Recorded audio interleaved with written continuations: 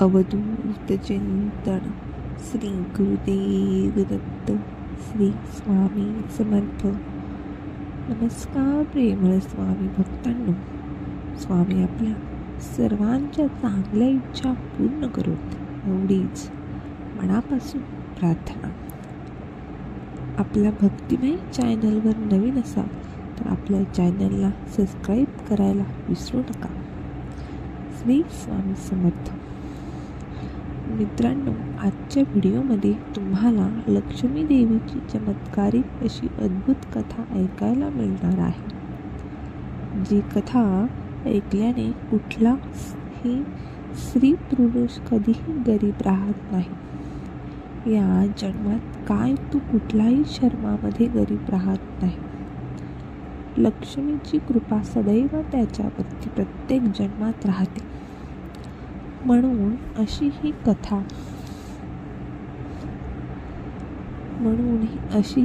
कथा सुरुवाती करण्यापूर्वी तुम्हा सर्वांना माझी विनंती आहे की कथा शेवटपर्यंत ऐका.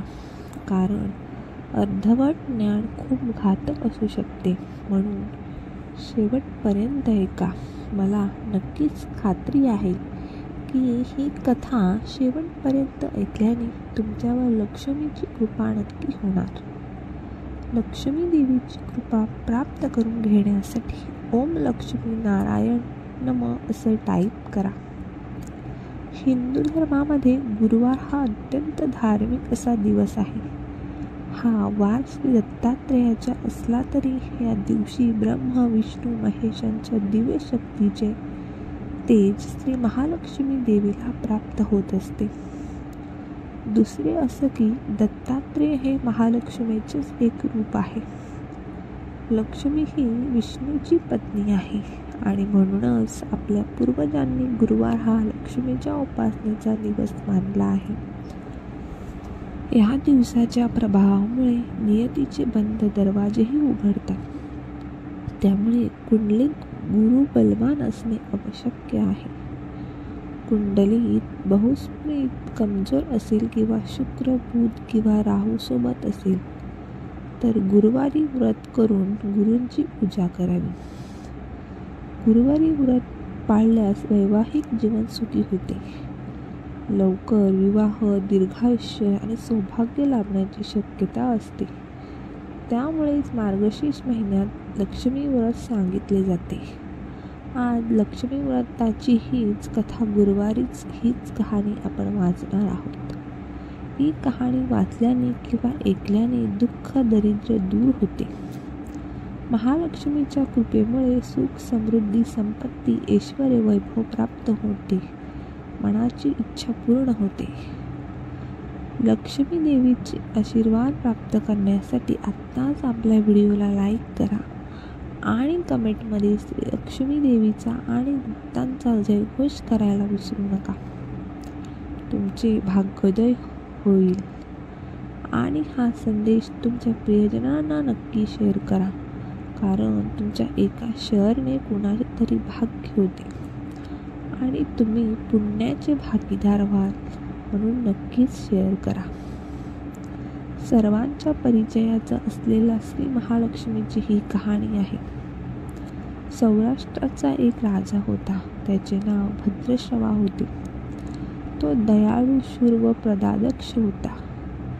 त्याच्या राणीचं नाव सूरचंद्रिका होतं आणि दिसायला अतिशय सुंदर होता. मात्र प्रचंड अहंकारी होता.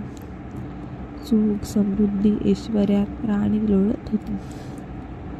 एके दिवशी लक्ष्मी देवीने विचार केला की मी भद्रश्रवा राजाकडे काही दिवस जाऊन राहते.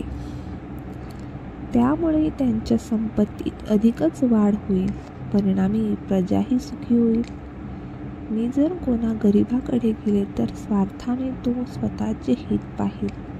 म्हणून लक्ष्मी देवी वृद्ध ब्राह्मण स्त्रीचे रूप धारण करून भद्रश्रवा राजाच्या दरबारी येते.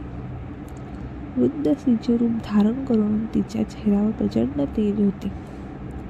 तिला पाहता दरबारातील एका दासीने तिची विचारपूस केली. त्यावर वृद्ध स्त्रीच्या रूपातील लक्ष्मी देवीने सांगितले की तुझी राणी मागच्या जन्मात ती एका वैश्याची पत्नी होती. लक्ष्मीचं व्रत होतं.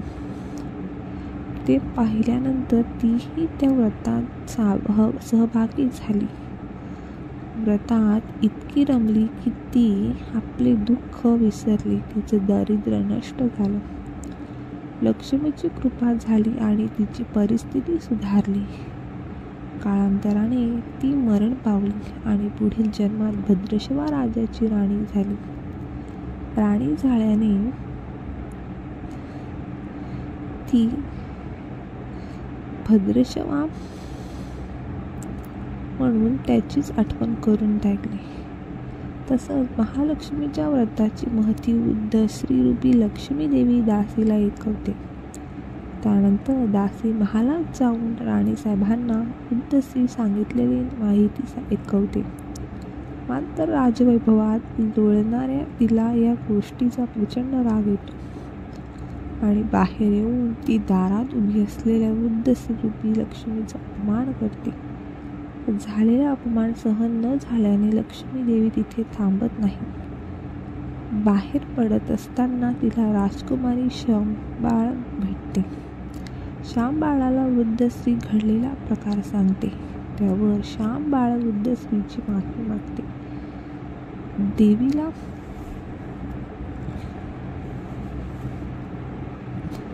देवीला तिची दया येते आणि ती मार्गशीर्ष महिन्यातील गुरुवारचे महत्त्व पटवून देते. तो दिवस मार्गशीर्ष महिन्यातील पहिला गुरुवार असतो. श्यामबाळा मनापासून गुरुवारचे व्रत करते. देवीच्या कृपेने तिचा विवाह सिद्धेश्वर राजाचा पुत्र मल्हाधर यशाचे होते. तिला सुख, समाधान, ऐश्वर्य सारं काही प्राप्त होतो. पतीसोबत आनंदाने ती राहते. आपलं जीवन जगू लागते. श्री स्वामी समर्थ.